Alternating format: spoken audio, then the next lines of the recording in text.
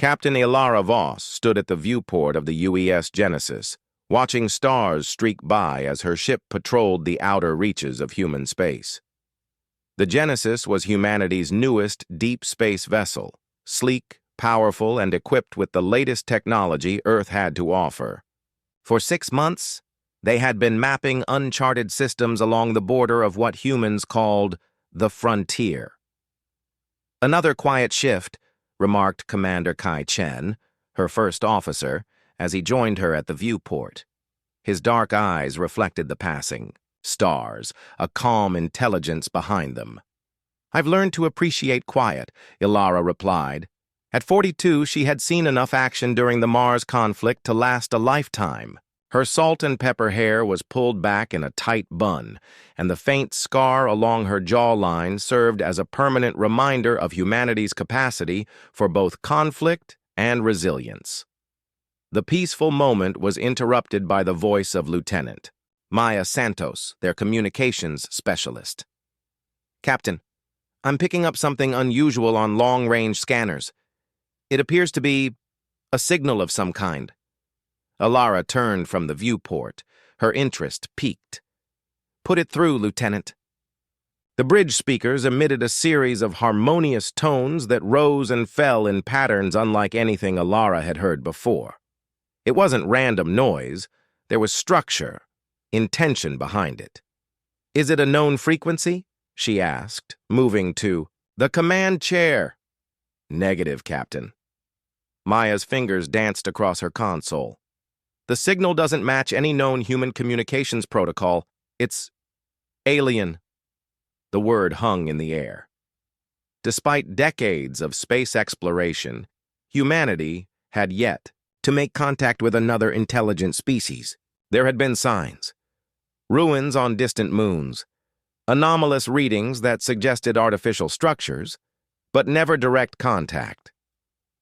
"Can you determine the source?" Ilara asked, her voice steady despite the implications. "Working on it," replied Lieutenant Rohan Patel from the science station. After a moment, he looked up with wonder in his eyes. "Captain, the signal originates from a star system approximately 3 light days from our position. It's outside mapped Federation space." Ilara considered her options. Regulations were clear. Unknown signals required reporting to command and awaiting instructions. But command was 19 days away by the fastest communication relay. "Analysis of the signal pattern?" she inquired. "It repeats consistently, with variations that suggest language rather than a natural phenomenon," Maya reported. "And there's something else, Captain. The intensity is fluctuating in a way consistent with, well, with distress patterns." "Someone's calling for help," Ilara concluded. "Or something," Kai added quietly. Ilara's decision crystallized. "Plot a course to the signal source, maximum safe speed. Santos, prepare a full report for command explaining our decision to investigate." "Captain." Kai spoke low enough that only she could hear. "Regulation state?" "I know what regulation state, Commander," Ilara cut him off. "But by the time we receive instructions, whoever sent that signal could be long dead. The first contact protocols also emphasize humanitarian assistance." Kai nodded, understanding her reasoning. "Course plotted, Captain. ETA 17 hours. At maximum safe speed. Let's proceed. All departments on standby alert." As the Genesis changed course, Ilara couldn't shake the feeling that this decision would change humanity's place in the universe forever. 17 hours later, the Genesis dropped out of FTL on the edge of an uncharted star system. A yellow star, burned at its center, with 6 planets orbiting at varying distances. "Signal source identified," Rohan announced.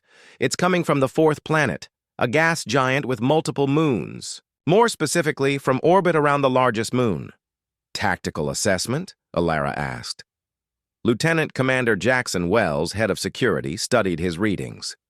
"Detecting 2 distinct vessel types in orbit around the moon, Captain. One appears damaged, maintaining a stationary position. The second vessel, no, correction, 3 vessels, are circling the stationary one in what looks like an attack pattern." We're receiving visual now, Maya said. The main screen flickered to life, showing a breathtaking sight. The stationary vessel resembled a massive crystalline structure, translucent with an inner glow of soft blues and purples.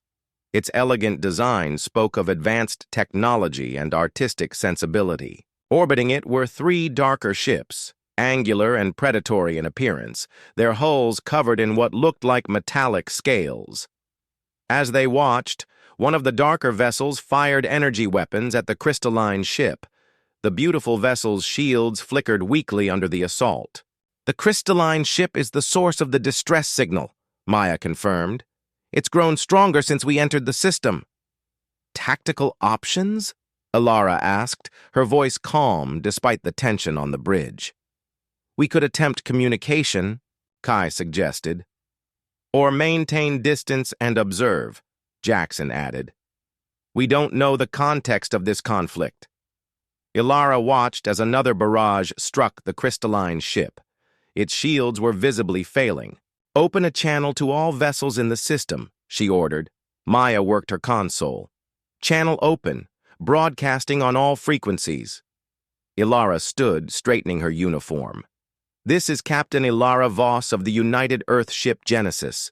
We have received a distress signal and are responding as per interstellar humanitarian protocols. We request an immediate cessation of hostilities to allow for communication and assistance. For several tense moments, there was no response. Then, unexpectedly, the bridge speakers came to life with a harsh, guttural voice. This is Commander Vex of the Morax Reclamation Fleet. This matter does not concern you, unknown vessel. Depart immediately or be considered hostile. Before Ilara could respond, another voice, melodic and flowing like water, broke through. Please help us. I am Director Lyra of the Solari research vessel Luminance. We are a peaceful expedition under attack without provocation. Our shields are failing, and we have many civilians aboard. Ilara exchanged glances with Kai. 2 sides to every story, she murmured. Captain, Jackson warned, the vessels identified as Morax are altering course. They're moving to intercept us.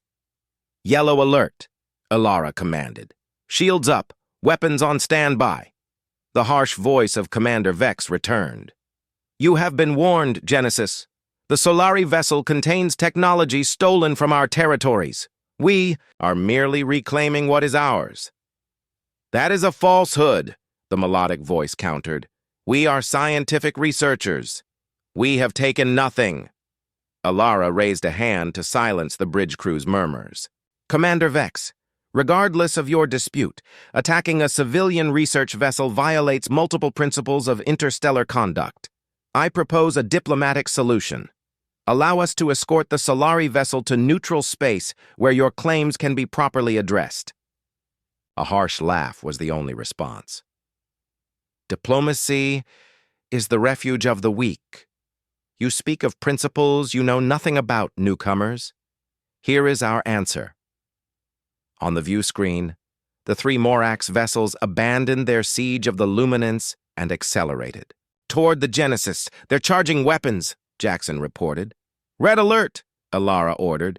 Defensive pattern Delta. Let's show them what they're dealing with. As klaxons sounded throughout the ship, the Genesis's powerful engines flared to life. The ship moved with surprising agility for its size, positioning itself between the approaching Morax vessels and the damaged Solari ship. Incoming fire, Jackson called out. The Genesis rocked as energy weapons impacted its shields. Shields holding at 92%, reported the engineering officer. Return fire, Ilara commanded. Target their weapon systems only. Precision strikes. The Genesis is advanced. Targeting systems locked onto the lead Morax vessel. Beams of concentrated energy lanced out, striking with surgical precision. The Morax ship's forward weapon array exploded in a shower of debris. Direct hit, Jackson confirmed. Their main weapons are offline. The other 2 Morax vessels split. Formation, attempting to flank the Genesis. They're trying to get around us to the Solari ship, Kai observed. Not happening, Ilara stated firmly. Helm, keep us between them and the Luminance. Jackson, targeting solutions for the remaining vessel's propulsion systems. The Genesis pivoted smoothly, its defensive systems tracking both attacking ships. A series of precision strikes disabled the engines on the second Morax vessel, leaving it drifting. The third vessel, seeing two of its companions effectively neutralized, broke off its attack and retreated to a safe distance. "Captain, we're being hailed by the remaining Morax vessel," Maya announced. On screen, Ilara ordered. The harsh face of Commander Vex appeared. His skin was a mottled gray with ridged protrusions along his skull and jaw. Eyes like burning coals glared at Ilara. "What manner of species are you?" he demanded. "Your technology is unexpected." "We are humans from Earth," Ilara replied calmly. "And we respond to distress calls regardless of who sends them." Vex's eyes narrowed. "This isn't over. The Solari vessel contains valuable technology that belongs to the Morax Collective. You've made a powerful enemy today, human." "We've made a choice to prevent the destruction of civilian researchers," Ilara countered. "Your claims can be addressed through proper channels. Violence was unnecessary." Vex's laugh was like stones grinding together. "You know nothing of our galaxy, humans. Remember this day when the full might of the Morax comes for you." The communication cut off abruptly. "The functioning Morax vessel is retreating," Jackson reported. "They're retrieving their disabled ships." "Let them go," Ilara ordered, "but maintain weapons lock until they're out of range." "Captain," Maya called, "the Solari vessel is hailing us." On screen. The image that appeared took everyone on the bridge by surprise. The being looking back at them appeared almost humanoid, but with striking differences. Its skin was translucent, with an inner luminescence that pulsed with color, currently a relieved blue. Large, almond-shaped eyes dominated a delicate face, and instead of hair, tendrils of light seemed to flow from its head. "Captain Voss," the being said in that same musical voice, "I am Director Lyra of the Solari. You have saved our lives and our mission. We are eternally grateful." Ilara stepped forward. "We responded to your distress call, Director. Are there injuries aboard your vessel?" "Yes. Several of our crew require medical attention. Our ship has also sustained significant damage to our propulsion systems." "We can offer assistance with both," Ilara replied. "With your permission, I'll send over medical and engineering teams." The Solari's luminescence shifted to a warm gold. "We would welcome your help, Captain. Though I must warn you, our physiology and technology may be quite different from your own. Diversity is something humans have learned to navigate," Ilara assured her. "We'll take all necessary precautions." As arrangements were made for the assistance teams, Kai approached Ilara privately. "Captain, first contact protocols suggest we should limit exposure until we know more about these species." Ilara nodded. "I understand the concern, Commander, but these circumstances are extraordinary. We can't just leave them stranded after defending them." "And the Morax?" he asked. That sounded like a threat. "It was definitely a threat," Ilara confirmed. "Have Jackson prepare a full tactical analysis. I want to know exactly what we might be facing if they return." As the Genesis established a stable orbit alongside the Luminance, Ilara couldn't help but feel both excitement and trepidation. Humanity had wondered for centuries if they were alone in the universe. Now they had their answer. And it appeared the universe was more complex and dangerous than anyone had imagined. What neither Ilara nor her crew realized was that their response to a simple distress call had just catapulted humanity onto a galactic stage they hadn't known existed, and the performance was only beginning. "You're from a what?" Lieutenant Maya Santos asked, her voice rising in disbelief. Director Lyra's translucent skin pulsed with a mixture of violet and blue hues as she led the human delegation through the crystalline corridors of the Luminance. The damage from the Morax attack was evident: fractured walls, flickering systems, and Solari crew members treating injured companions. "A Category 1 world," Lyra explained. In the Galactic Concord's planetary classification system, worlds are categorized by their environmental challenges. Category 1 planets are considered paradise worlds: gentle gravity, stable climate, minimal predators, and abundant resources. Dr. Elena Kapoor, the Genesis's chief medical officer, walked alongside Lyra, scanning the alien with subtle movements of her medical tricorder. And Earth would be what category in this system? Lyra's skin shifted to a hesitant yellow. Based on the data we've gathered about your world, which was limited until now, Earth is classified as a Category 5 death world. The human delegation exchanged startled glances. A death world? Captain Alara repeated, her eyebrow raised. That seems dramatic. It is not meant as an insult, Lyra hastened to add, her luminescence fluttering nervously. It's a scientific designation. Your gravity is crushing by Solari standards, your temperature variations extreme. Your weather patterns include phenomena that would kill most spacefaring species instantly. And your wildlife... She paused, her glow dimming slightly. Stories of Earth's predators are used to frighten young Solari. Commander Kai looked amused. You mean like lions and tigers? And microscopic organisms that cause disease, Lyra added. Your immune systems evolved to fight constant microbial warfare. Most species would succumb within days to what you consider minor infections. Ilara absorbed this information with growing fascination. And the species that evolve on these death worlds, they tend to share certain characteristics, Lyra explained as they entered what appeared to be the Luminance's medical bay. Injured, Solari lay on crystalline beds, their natural glow dimmed with pain or stress. Dense musculature, redundant organ systems, aggressive immune responses, and... She hesitated. And? Prompted Alara. Tendencies toward aggressive problem-solving, Lyra finished delicately. Which is why your intervention was so surprising. Deathworlders typically avoid involving themselves in others' conflicts. Dr. Kapoor activated her medical kit. Captain, with your permission, I'd like to begin treating the injured. Of course, Ilara nodded, then turned back to Lyra. Is that why the Morax seemed surprised by our capabilities? Because they didn't expect Deathworlders? The Morax likely didn't know what you were at all, Lyra said, her color shifting to a thoughtful purple. Which raises the question, how have humans remained unknown to the Galactic Concord until now? Before Ilara could respond, Lieutenant Commander Jackson's voice came through her communicator. Captain, urgent communication from the Genesis.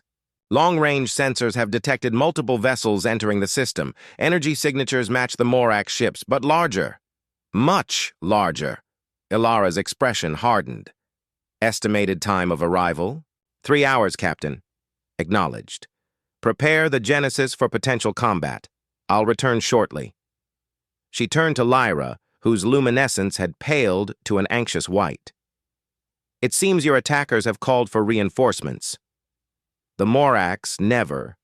Relent, Lyra said, her musical voice strained. They're obsessed with technological superiority.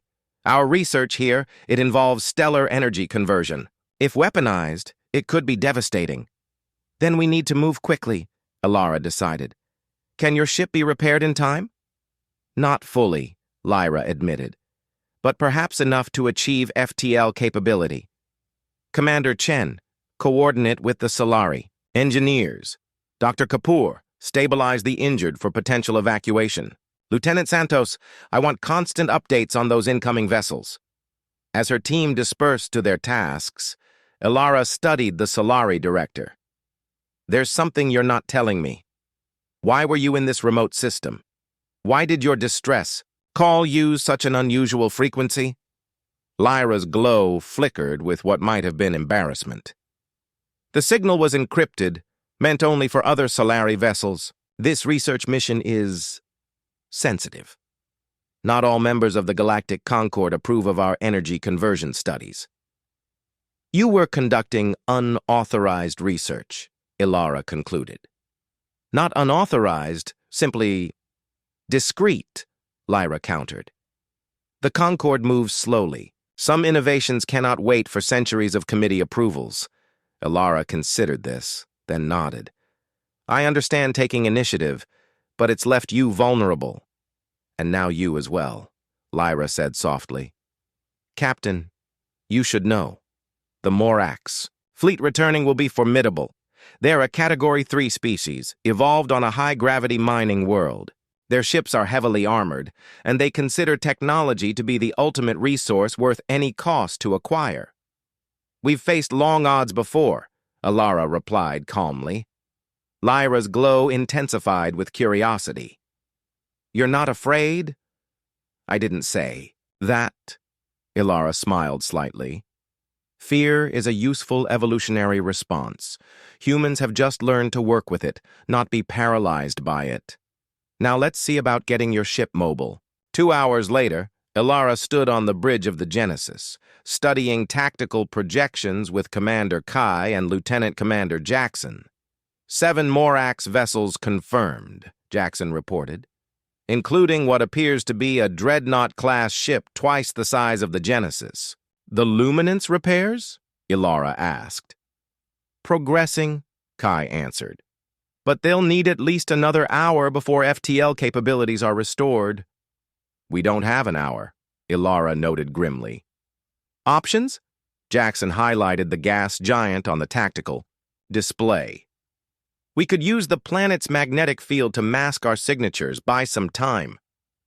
The Morax will expect that, Kai countered. They know this system better than we do. Ilara studied the display, her mind racing through possibilities. Then she noticed something. The gas giant's ring system. Those rings, she pointed. Composition? Standard mix, Jackson replied. Ice, rock, dust, some larger asteroids. A smile slowly spread across Ilara's face. Lieutenant Santos, contact. Director Lyra. I need to know if their stellar energy conversion research can be applied to alternative uses. Commander Vex stood on the bridge of the Morax Dreadnought Inevitability, his scaled skin gleaming under the harsh lights. Around him, his crew worked with military precision, preparing for the coming engagement. Report on the unknown vessel, he demanded. His second-in-command, Sub-Commander Drex, approached with a data tablet. Limited information, Commander. The vessel identifies itself as human in origin, from a planet called Earth.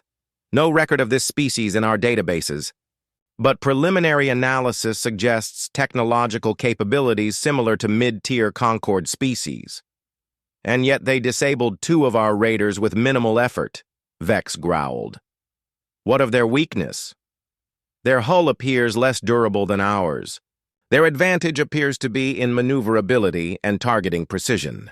Vex's mouth stretched in what might have been a smile, revealing rows of metallic teeth. A common Morax enhancement. Then we will overwhelm them with firepower. No precision targeting can overcome sufficient volume of destruction. Commander, the sensor officer called. The human vessel and the Solari ship are moving. They're heading toward the planet's rings. Predictable, Vex sneered. They seek cover, pursuit course, prepare all weapons. They're following, Maya reported from her station on the Genesis. As expected, Ilara replied. Status of the luminance? Maintaining position 500 kilometers behind us, safely in our wake, Kai confirmed. And our special modifications? Lieutenant Patel looked up from the science station. The Solari engineers have adapted their stellar conversion technology to our specifications. It's untested, but theoretically sound.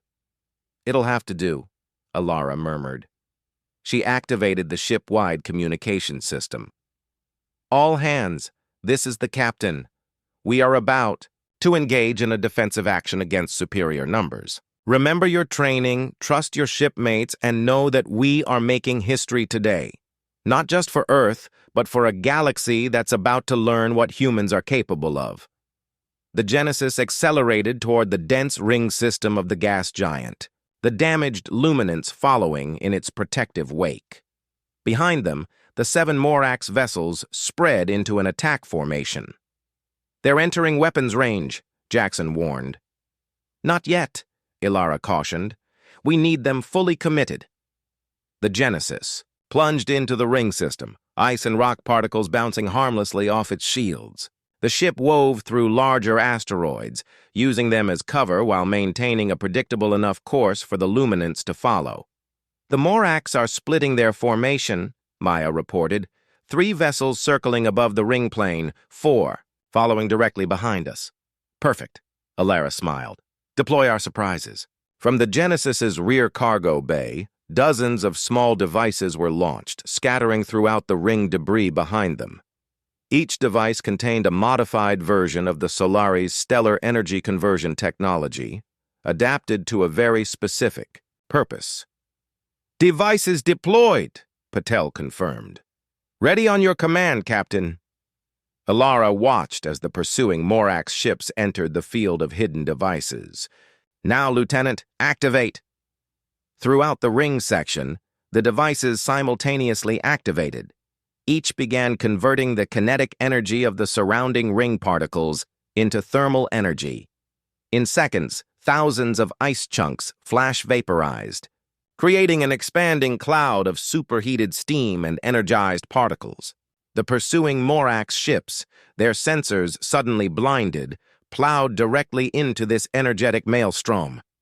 The superheated plasma overwhelmed their forward shields, causing cascading system failures. "Direct hits on all 4 pursuing vessels," Jackson reported, unable to keep the amazement from his voice. "They're losing power and drifting." "The 3 ships above the ring plane are changing course," Maya added. "They're attempting to target us through the debris." "Execute Maneuver Delta 7, Ilara ordered. The Genesis suddenly cut its forward momentum and dropped below the ring plane, using thrusters to slide underneath the remaining Morax vessels. From this position, Jackson targeted their exposed ventral sections, where shields were typically weakest. "Firing solution ready," he announced. "Fire." Precision beams struck all 3 ships simultaneously, disabling their propulsion systems. The massive Morax dreadnought, unable to maneuver quickly enough, found itself suddenly without escort and vulnerable. "Genesis to Morax vessel inevitability," Ilara broadcast. "Your support ships have been neutralized. Stand down and withdraw, or face similar consequences." The response came quickly. Not in words, but in a massive energy surge as the dreadnought's main cannon prepared to fire. "Evasive action," Ilara ordered. The Genesis banked hard, but not quickly enough to completely avoid the wide beam energy. "Discharge." The ship shuddered violently as the beam grazed its port side. "Direct hit to port shields," the engineering officer called out. "Shields down to 47% and falling." "Maintain course," Ilara commanded. "Helm, bring us around for another pass. Santos, signal the luminance to continue toward the planet's far side, away from the engagement." On the Morax dreadnought, Vex raged at his crew. "How were they prepared?" "For us, how did primitive Deathworlders develop such tactics?" "Commander," Drex said urgently, "they're coming around for another attack." "All power to forward weapons," Vex ordered. "We will destroy them with overwhelming force." On the Genesis, Ilara leaned forward in her command chair. "Status of the Morax dreadnought? They're diverting power to weapons," Patel reported. "Their shields are weakened dorsally to compensate." "Jackson, can you target their power distribution network?" The tactical officer shook his head. "Not precisely enough from this distance." Ilara considered for a moment. "Then we'll get closer. Helm, attack pattern Epsilon. Take us right over their dorsal section." "Captain," Kai cautioned, "that would expose us to their broadside weapons." "Yes," Ilara agreed, "but it will also give us the shot we need. Trust me, Commander." The Genesis accelerated toward the massive dreadnought, which was now rotating to bring more weapons to bear. Energy beams lanced out, striking the human vessel repeatedly. "Shields at 31%, the engineering officer reported tensely. "Hull breaches on decks 7 and 9. Emergency force fields engaged." "Maintain course," Alara ordered, her knuckles white as she gripped her chair. "Jackson, target their power distribution node the moment we're in optimal position." "Aye, Captain." The Genesis screamed through space, taking hit after hit but closing the distance. As they passed directly over the Dreadnought's central section, Jackson fired a concentrated beam at precisely the right moment. The effect was immediate and spectacular. The beam penetrated the weakened dorsal shields and struck the main power distribution node. Secondary explosions cascaded through the massive vessel as energy surged uncontrolled through its systems. "Direct hit," Jackson called out. "Their weapons are powering down. They're losing main power." "Captain," Maya interrupted, "we're being hailed by the Dreadnought." On screen, Commander Vex appeared. His bridge darkened and filled with smoke. Behind him, Morak's crew members frantically worked to contain the damage. "What manner of Deathworlders are you?" he demanded, his voice a mixture of rage and astonishment. "The kind that responds to distress calls," Alara replied calmly. "And the kind that prefers not to destroy when disabling will suffice. Your ships are neutralized but intact. Your crews are alive." Vex's eyes narrowed. "You expect gratitude? For mercy? For interfering in matters beyond your understanding?" "I expect you to withdraw," Ilara countered. "Your mission here has failed. The Solari vessel is under our protection, and we have proven our capability to enforce that protection." For a long moment, Vex stared at her, calculation evident in his reptilian eyes. "This is not over, human. The Moraks do not forget." "Neither do we," Alara assured him. "Remember that when you consider your next move." The communication ended abruptly. "The Dreadnought is using emergency power to retrieve its disabled vessels," Maya reported. "They appear to be withdrawing." A collective exhale of relief swept through the bridge. "Stand down from red alert," Ilara ordered. "Begin damage assessment and repairs, and contact the Luminants. I want to know if they're ready for FTL travel yet." As the immediate crisis passed, Kai approached Ilara's chair. "That was unconventional tactics, Captain." "Sometimes that's what survival requires," she replied. "Besides, we just demonstrated that humans can hold their own against established galactic powers. That's information worth having."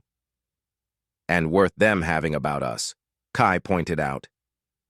Before Ilara could respond, Maya called out, "Captain, long range." "Sensors are detecting new signatures entering the system. Configuration doesn't match Morak's vessels." "More trouble?" Ilara asked wearily. "I don't think so," Maya replied, studying her readings. "The Luminance is hailing us. Director Lyra says they're Galactic Concord diplomatic vessels." Ilara and Kai exchanged glances. "It seems our unintentional debut on the galactic stage has drawn attention," Ilara observed. "Let's hope they're more interested in talking than the Moraks were." What none of them yet realized was that the arrival of conquered diplomats signaled something far more significant than a routine response to conflict. Humanity's accidental entrance into galactic society had just triggered protocols established centuries ago, protocols specifically designed to manage the emergence of Deathworld species. The true test of human adaptability was only beginning. The Solari research mission was not fully sanctioned by the Concord Council. "It was not prohibited either," Lyra interjected, her tone musical but firm. "Second," Xanthor continued, "the Morak's incursion represents a significant violation of Concord territorial agreements. And third," he added, his 4 eyes focusing intensely on Ilara, "humanity has now demonstrated military capabilities far beyond what our observations suggested you possessed. Your defeat of a Morak's battle group is concerning." Ilara leaned forward. "Concerning? We defended ourselves and protected civilians against unprovoked aggression. Your intentions are not in question, Captain, Xanthor clarified. But you must understand, the galaxy maintains a delicate balance. Deathworld species possess inherent advantages that can destabilize this balance if not properly integrated into the galactic community. Advantages? Kai asked. Your physical resilience, adaptability, and... Xanthor paused. Propensity for innovative violence. A tense silence fell over the room. Ilara processed this information, understanding the implications. Humanity wasn't being kept isolated for their protection. They were being contained. What happens now? She finally asked. The Concord Council will need to accelerate humanity's integration protocols, Xanthor replied. Typically, this would involve decades of cultural exchange before full diplomatic relations, but circumstances have forced our hand. Because we know you exist now, Ilara said. Precisely?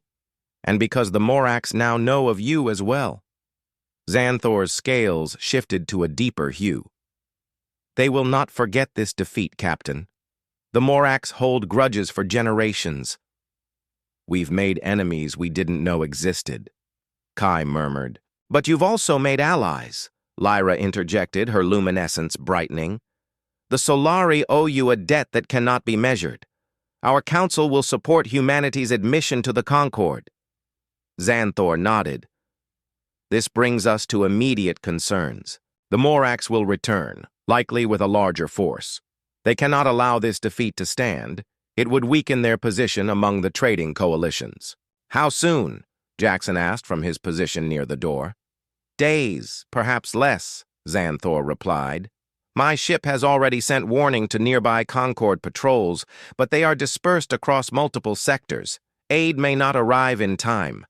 Ilara considered their options. The Genesis sustained damage in the last encounter.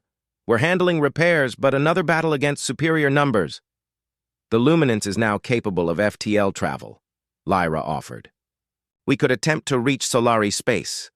The Morax would pursue, Xanthor countered, and they would hold the humans responsible regardless. Then we stand together, Ilara decided. Combined defenses, shared knowledge. If the Morax want to fight, we'll give them one they won't forget. Xanthor's scales rippled with what might have been surprise. You would risk your ship and crew again for aliens you just met? That's what humans do, Arbiter, Ilara replied, simply. When we make allies, we stand by them. The next 12 hours passed in a flurry of activity. The Genesis's engineering teams worked alongside Solari technicians to repair battle damage. Meanwhile, Xanthor's diplomatic vessel, though lightly armed, contributed advanced sensor technology that expanded their detection range considerably. In the Genesis's main engineering bay, Lieutenant Rohan Patel worked with Solari researcher Varin to integrate their technologies.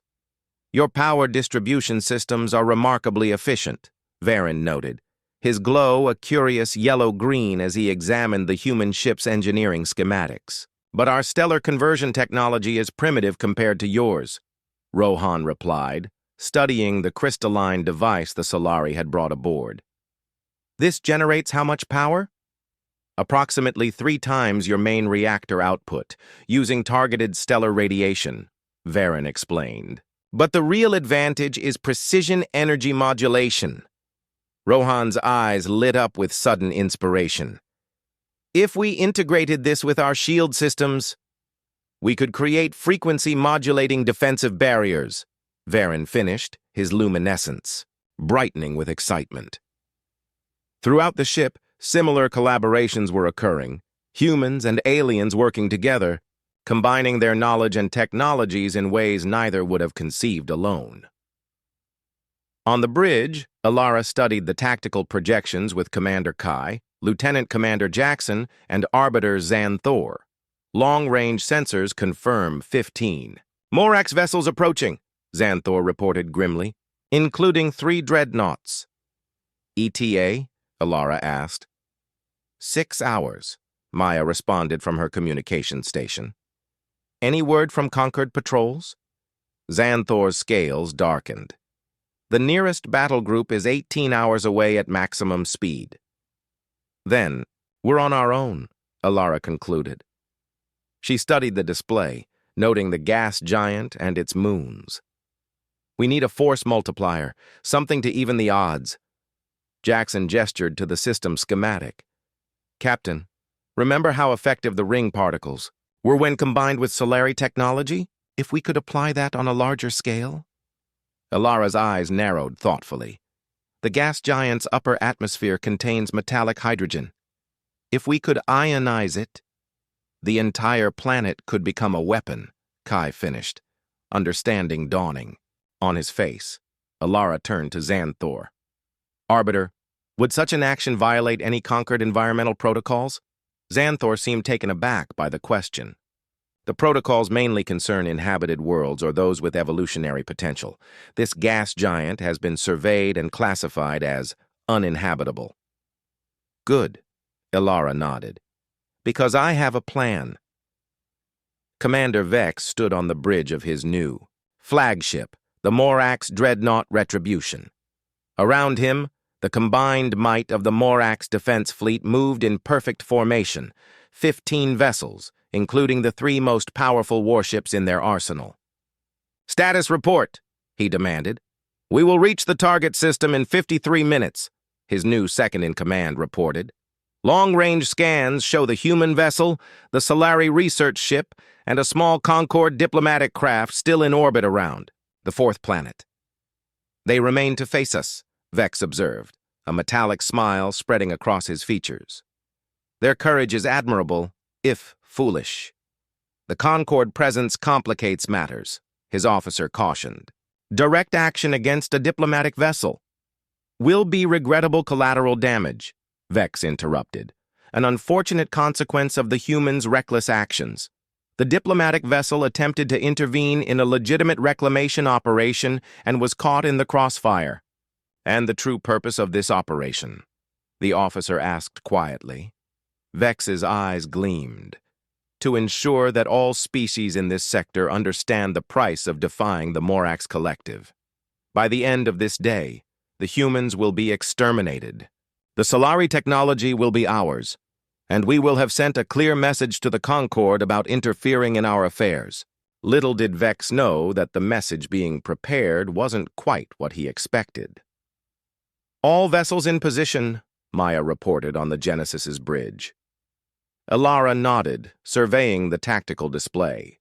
The Genesis, the Luminance, and Xanthor's diplomatic vessel Concordant had taken up positions on the far side of the gas giant from the approaching Morax fleet.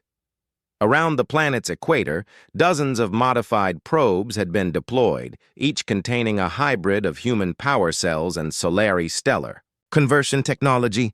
Probes are reporting ready status, Lieutenant Patel confirmed from the science station. Magnetic tethers established. Alara opened a channel to both allied ships. Director Lyra, Arbiter Xanthor, final confirmation that your vessels are prepared. For the electromagnetic surge?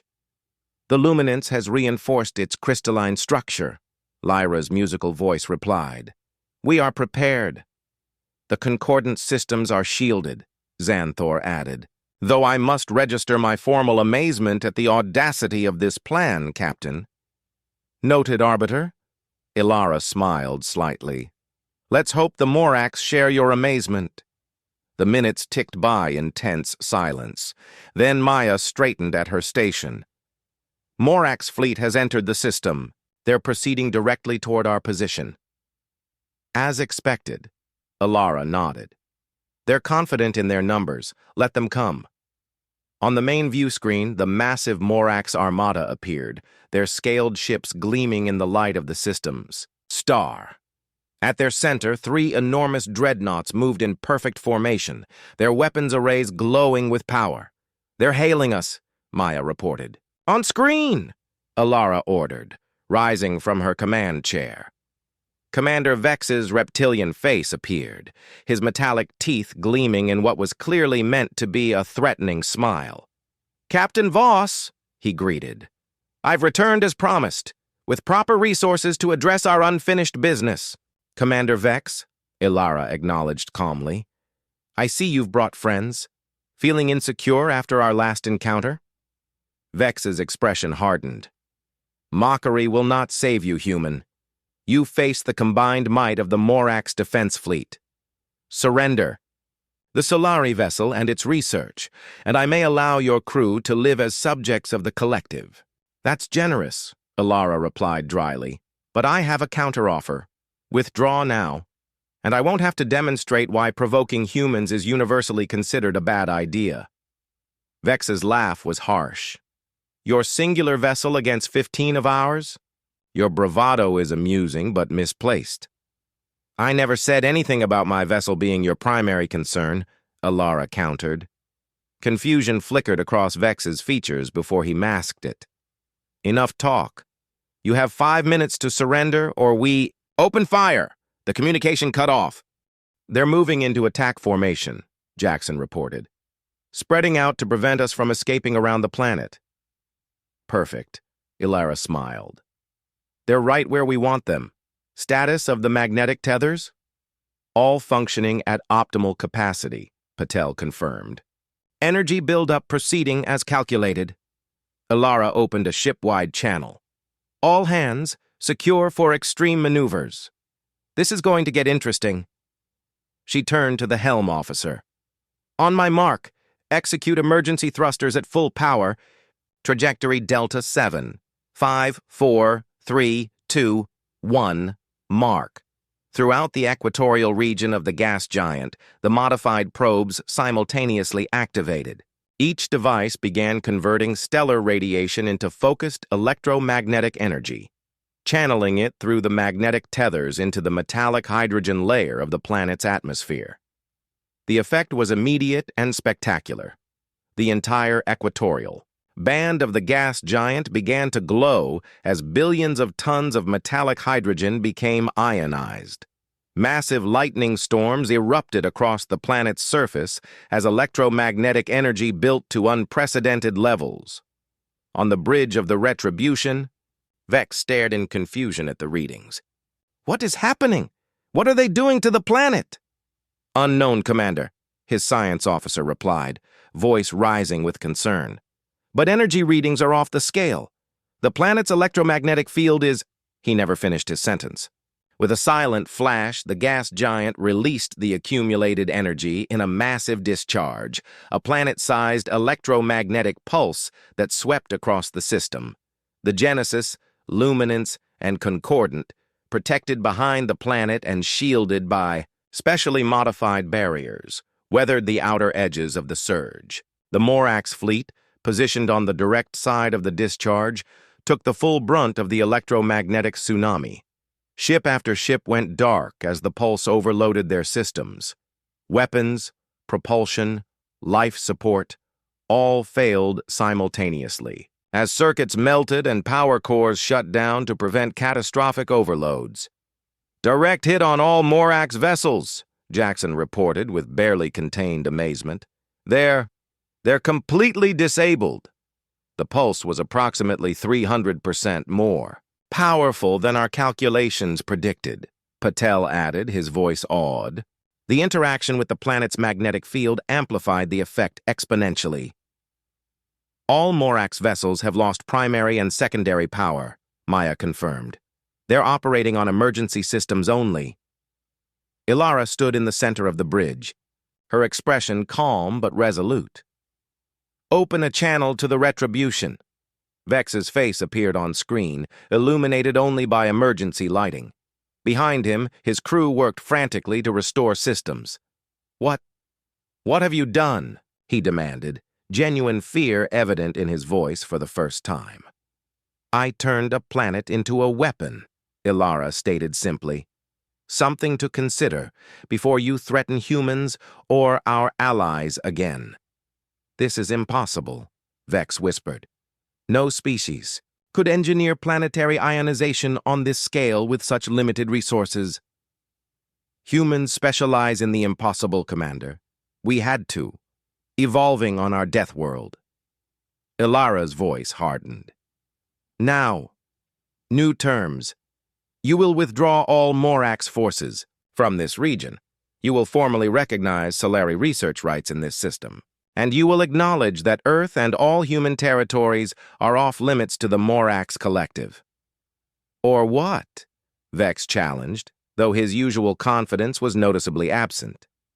Or next time, we won't just disable your ships, Ilara promised. The pulse was specifically calibrated to preserve life support systems. That was our choice, a courtesy that can be withdrawn. The implication hung in the air like a sword. You are making an enemy of the entire Morax Collective, Vex warned, but his tone was hollow. No, Commander. I'm teaching the Morax Collective about diplomacy, starting with what happens when you mistake reasonable behavior for weakness.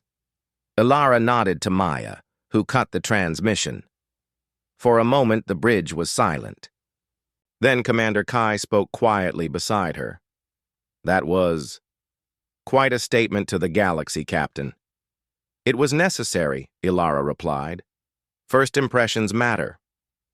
3 days later, Captain Ilara Voss stood in the Genesis's observation lounge, watching as a Concord battle group arrived in system.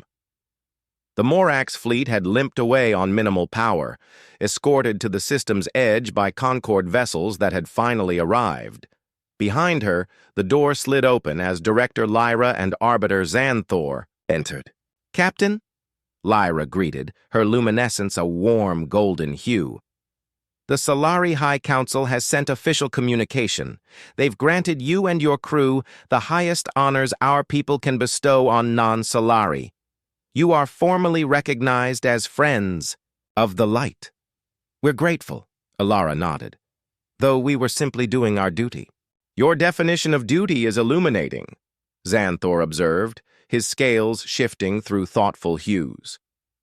The Concord Council is reassessing many assumptions about humanity. In what way? Ilara asked. The isolation protocols for Deathworld. Species were designed with certain expectations, Xanthor explained, that such species would be primarily aggressive, territorial, slow to form alliances, quick to exploit advantages. And we defied those expectations? You protected those weaker than yourselves at great risk, Lyra interjected. You shared technology freely when advantage could have been gained by withholding it. You disabled rather than destroyed your enemies, when destruction would have been easier. Most significantly, Xanthor added, you demonstrated remarkable innovative capacity without corresponding moral regression, a combination rarely seen in the galaxy's history. What does this mean for Earth's relationship with the conquered? Ilara asked. I have recommended immediate diplomatic relations rather than the standard gradual integration, Xanthor replied. My assessment suggests humanity will be a stabilizing rather than destabilizing influence on galactic affairs. Ilara turned back to the viewport, watching the stars. And the Morax? They have formally filed grievances with the Concord Council, Xanthor said, a note of amusement in his harmonic voice, while simultaneously requesting technological exchange agreements with Earth. Despite herself, Ilara laughed. From enemies to trade partners in 3 days? The Morax respect strength above all, Xanthor explained. By defeating them so thoroughly, you ironically earned their interest, if not yet their trust. There will be challenges ahead, Lyra cautioned, her glow pulsing softly. Many species will fear what humans represent, the unknown capabilities of Deathworlders who think differently than the galactic norm. Fear can be overcome through understanding, Ilara replied. That's something humans have learned through our own history. A history the Concord Council is now most eager to study in detail, Xanthor noted. Ilara smiled slightly.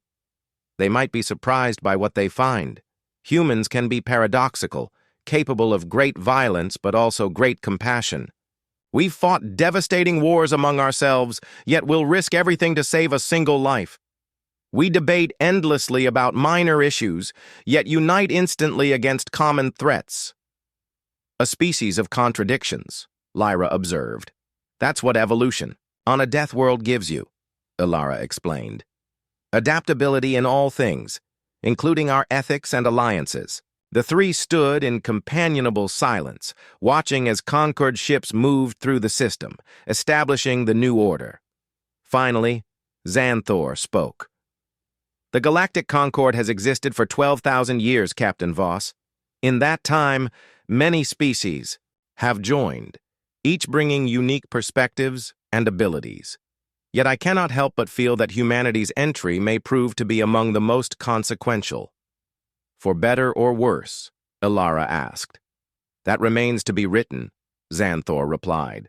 But I am unexpectedly optimistic. As the Genesis prepared to return to Earth with news that would forever change human history, Ilara couldn't help but reflect on the chain of events set in motion by a simple distress call, a signal meant for allies that had instead reached the most unlikely of rescuers.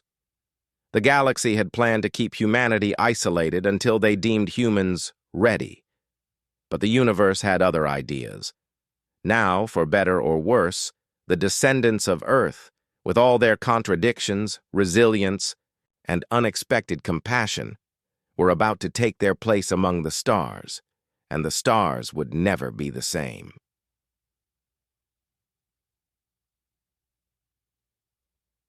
The end.